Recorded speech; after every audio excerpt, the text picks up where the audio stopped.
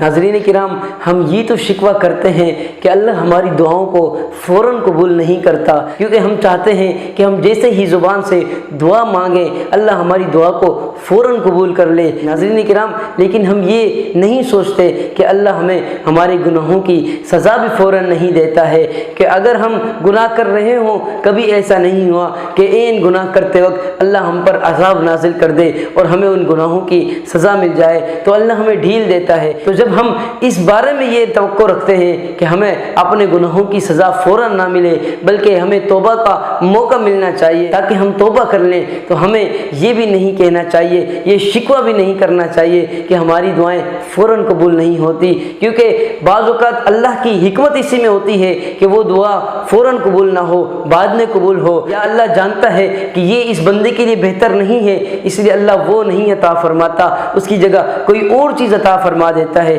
लिहाजा हमें शिकवा नहीं करना चाहिए, क्योंकि रब से शिकवा वैसे भी नहीं। जब हम ये कहते हैं कि ये सुन्नत है, तो बाज़ हज़रात ये समझते हैं कि इसमें ज़्यादा एहतमाम करने की ज़रूरत नहीं है, क्योंकि ये सुन्नत ही तो है। पहले लोग जो कामयाब थे, उनकी कामयाबी की वजह ये थी कि वो सुन्नत को सुन्नत समझकर उस पर अमल करने की कोशिश करते थे, और आज हम हैं कि ये कहकर छोड़ देते हैं कि ये सुन्नत ही तो है। लिहाजा आएँ आज भी सुन्नतों को अपनाएं, क्योंकि सुन्नत में ही कामयाबी है।